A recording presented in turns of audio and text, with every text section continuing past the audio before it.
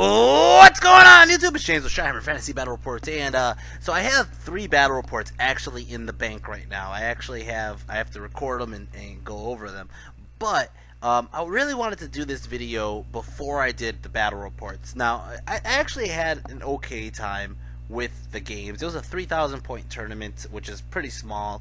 It was supposed to be run by Fergus, but it ended up becoming run by me because Fergus just kind of got stuck in traffic and had some other excuses and such. But that's not the point. That's not the point of the video. Anyways, but before I want to get to those battle reports, which are going to be coming out some this week, and then I'll finish it by next week. I really wanted to talk to you because a lot of people were asking me, like, why do you hate the book? What's going on with the book? What's going on with the Orc and Goblin book? And I wanted to bring up a point on why me myself as ChiHammer James Silva would have a problem with the Orc and Goblin book. Okay, and we're gonna go over this very simple. Okay, I have these pictures that I'm going to show you of what I was bringing last year in the tournaments. Okay, now there's not saying that my list is broken, okay, but last year I played at Buckeye Battles. I played at Hogfest. I played at a bunch of tournaments, Michigan GT, Ocon, all these other tournaments, you know, etc. With plenty of these lists, and a lot of these lists I played. They're not broken, overpowered lists. They're not like, oh my god, he had 2 spiders, two wyverns. No, I played with an idol when nobody was playing with an idol. I was playing with goblins, common goblins when everybody was playing forest goblins or cave goblins. So at that token, I want to go over individually. There's a Shy ambulance. Jesus Christ. Okay, and I'm getting a lot of messages too, so I'm just gonna give it a second here to let that go by. All right, I'm gonna go over the 2 lists, the two specific lists that I brought, that I was winning tournaments with, okay? And I want you from last year, obviously, not this year, okay? And I want to go over what it means to me with the changes that they made for the Orc and Goblin book. The first thing right here, we got Bazooka and the Horde, okay? Now, Bazooka and the Horde, it was, again, not many people brought common goblins until they saw me do this, but bringing out common goblins with volley fire, with pyromancy, and being able to just light up the field with bow shots, annoying bow shots, was a great thing, alright? And I understand that they need to change rules on volley fire, but doing so has extremely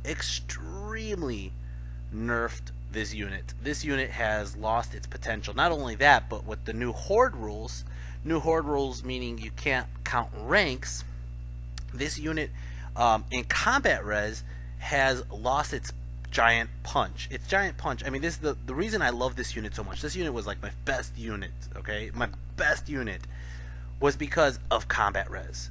And because, you know, I never wanted to get him into a fight, really, because I would lose a grind any day. But you get him into a monster, you get him into a giant lord, you get him into a guy on a dragon, and they get stuck there being challenged out. Now, yes, you can do that still, but the BSB's banner, the War banner, doesn't exist anymore. I get it. The War banner doesn't exist. Now you can take the Legion banner, but you need to have the ranks. Okay? Well, granted, you can't count ranks in Horde formation anymore, so you have to go in Bust formation, which changes this unit tactically. Not only does that change tactically, the volley fire changes tactically. Alright? Because there's no more volley fire. There's no more 40, 50 shots of bow shots going in the air with this unit. So basically, this unit has lost every reason to be on the table, except for a challenge fest. That's it. Okay? Now, behind them is actually the Wolf Riders, and that's the only thing I noticed that was not changed, which is fine. Actually, I think they got cheaper in the weapons. Anyways, let's go into the next one over here. We got a picture of the Space Rock. Now, the Space Rock and the A-Rock, the Gargantula spiders, they went up in cost.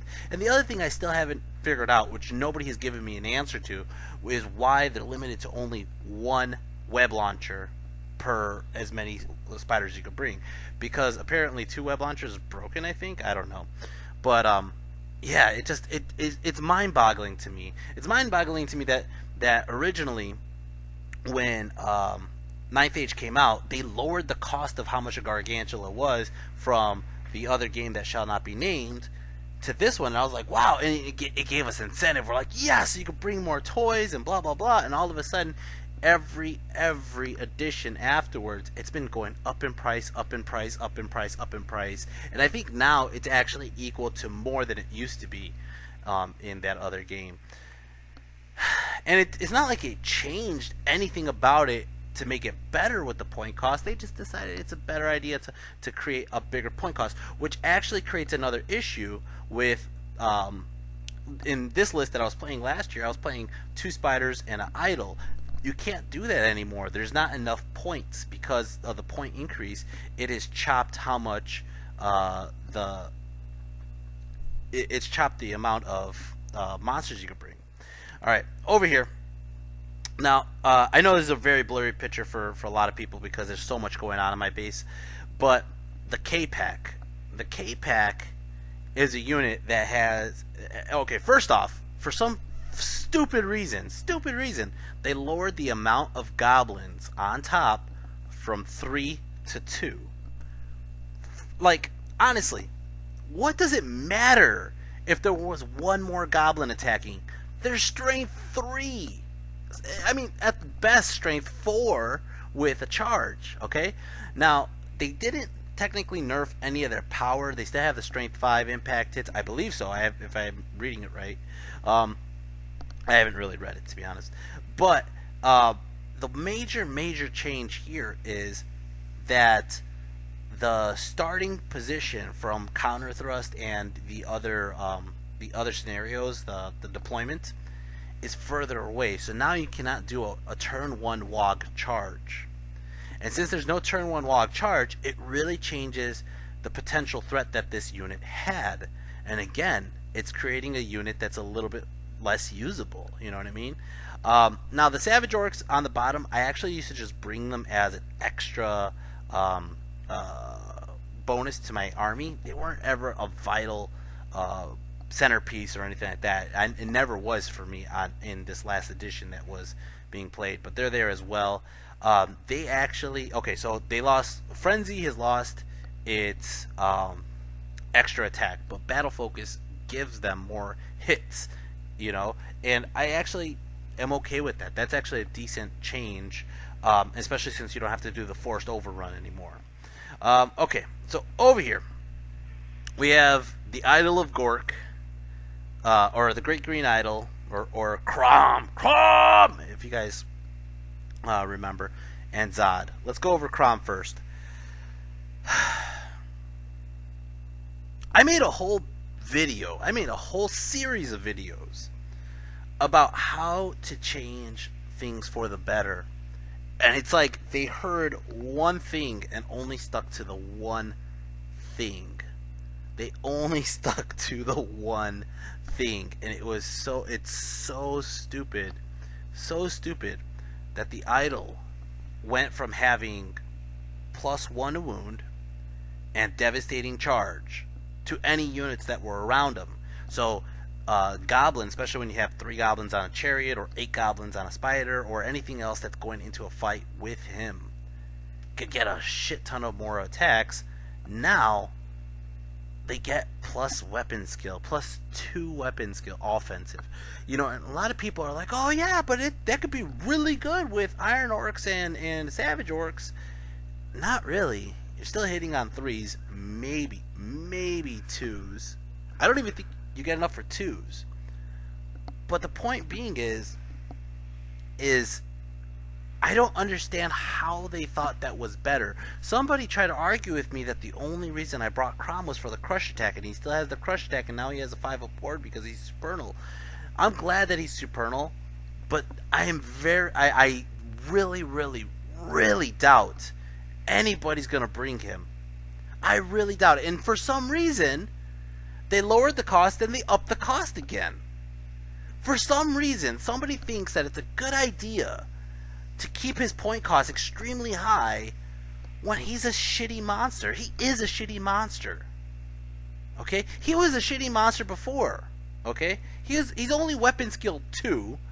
Alright? He doesn't get that many attacks. Yeah, he has a crush attack, and now, yes, I understand. Now he gets +2 weapon skill to himself because he'll be in combat.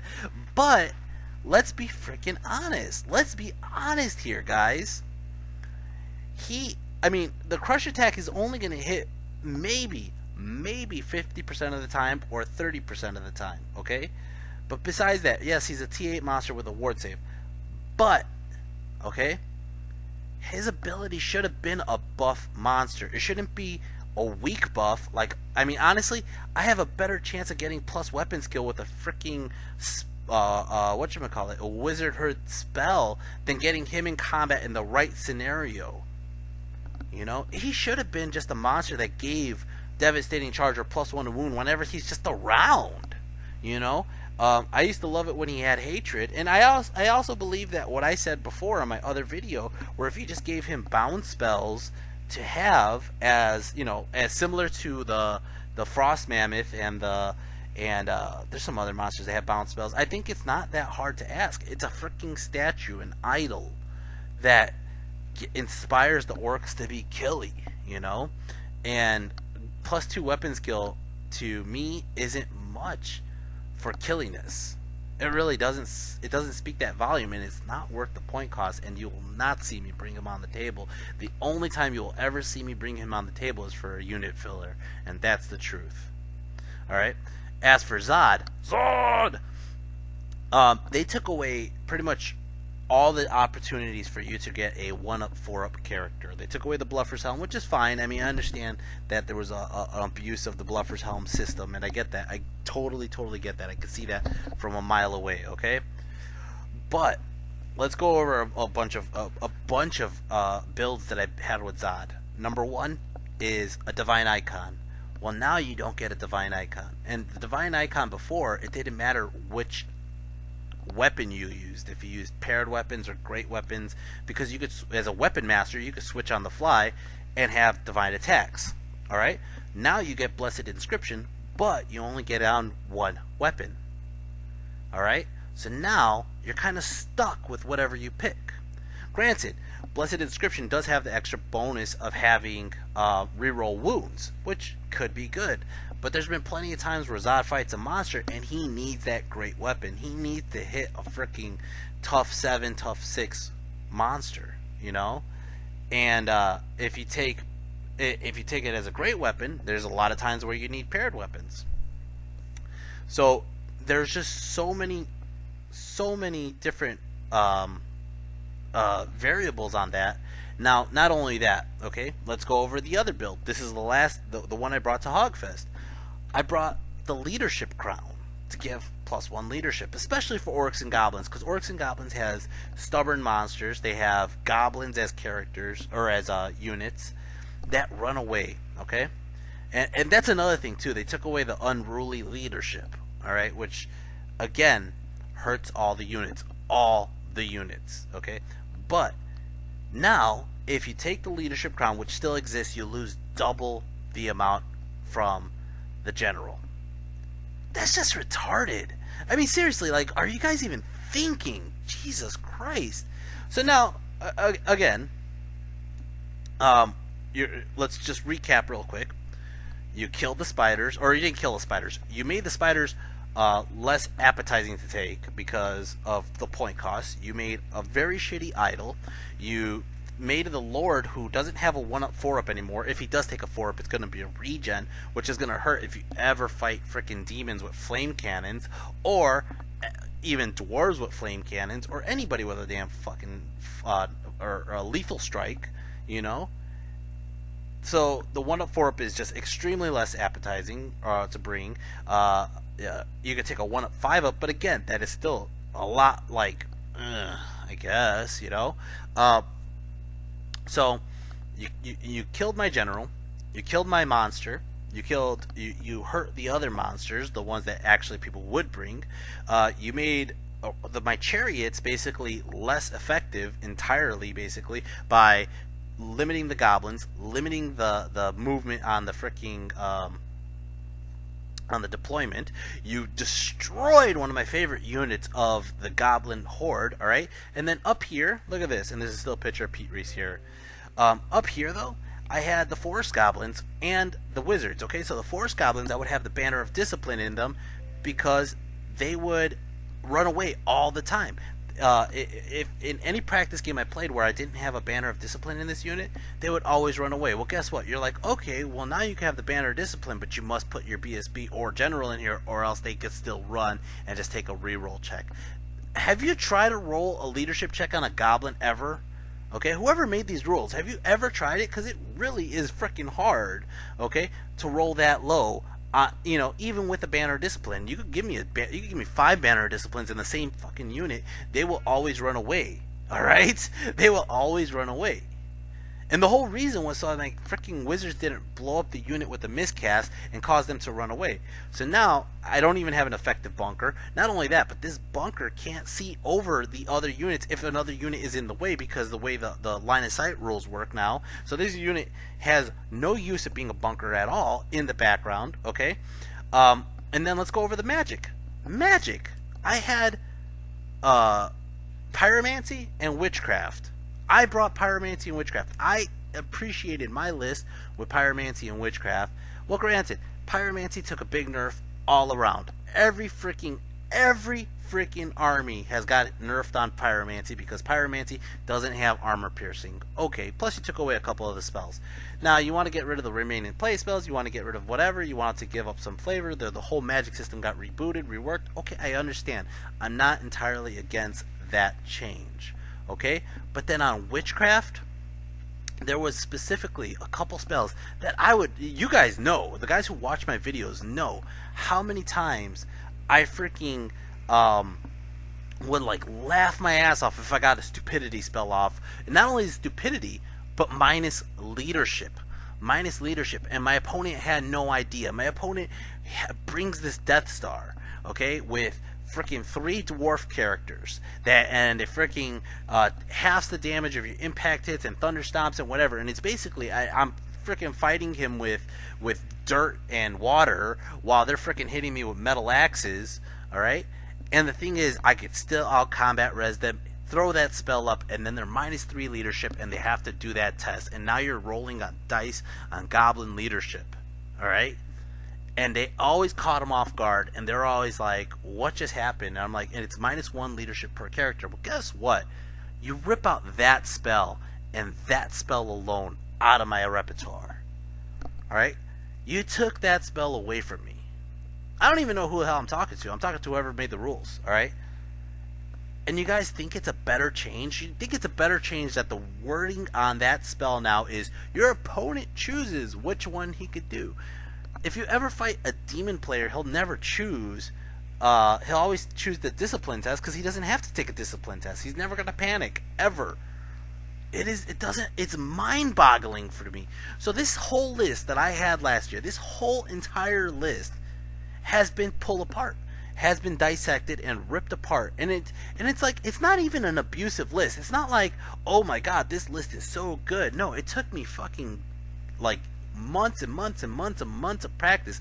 I used to play games every single day, and if you don't believe me, look at my channel and watch the freaking the reports that I was doing on Universal Battle. Watch the freaking games I would play on the weekend. Look at the tournaments. I would think about this every day, about how to play tactically. It wasn't about abusing a list. It was about being a better player. And now the list has gotten ripped apart, and it's like, hey James, guess what? Start from scratch, figure out a new list with the shit we give you. Alright? And that's just this list, okay? We could go over my Buckeyes list, which is very similar. It has Koopa. Well, guess what? Koopa can't be Koopa anymore because same exact rules. You're either going to take a 5-up ward or a 4-up regen. And I've tried 4-up regen Koopa, never works. You take Koopa with the Basalt infusion, sure, great, he has that, but now he's only going to get a 5-up ward. Alright? I don't even know if the AP6 sword is around. If somebody could tell me that, that would be great. But not only that, my little 10-man block of Black Orcs, great for scoring. 10-man, most people would ignore it. They could do what they need to do. They could walk across the table without worrying about being immune to psychology, so they didn't have to worry about panic. Nope, not anymore. You have to take 15 of them.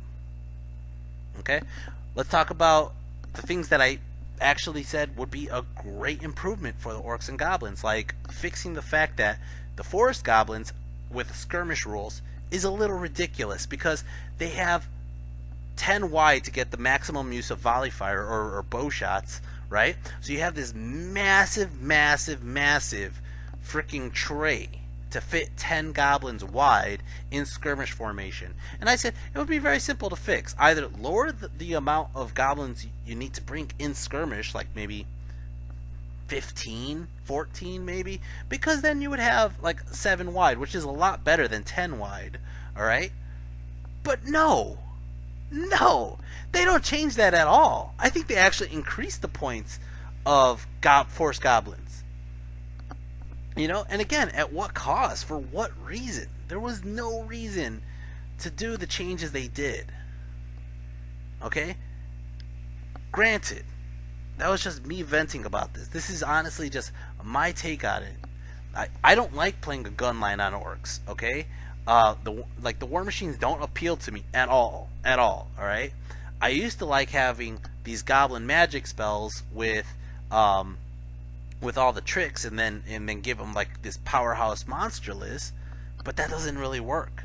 The one thing they fix is they fixed giants. Giants are great, I think. You know, somebody mentioned on my last video that they think the giants got worse, which I could see in both sides of the fence there on that one. Alright? And there goes another. I don't think that's an ambulance. I think that's a cop. No, that was an ambulance. Okay. You know, and it's not like I'm just bitching because, oh, they hurt my list. No, but I want you to realize it's really hard for me to see it as they didn't do this purposefully. It's really hard for me to see like, oh, they just did this to Orc and Goblins. No, I really do feel like it's an insult to me. You know? Was it because I won Buckeyes? Was it because I got 40th place in ETC? Was it because I won Hogfest? I don't know. You know? But since I'm the only one who's on YouTube that like this much, that's doing this well, I see it as, yeah, it was against me. And it's hard for me to want to play a game that I feel punished for every time I post something. I feel punished for trying my hardest to play and succeed. Anyways, guys, that's my 2 cents. I will be making those battle reports. It's a fun, fluffy list. That's all I brought because, again, doesn't even matter. Alright, guys.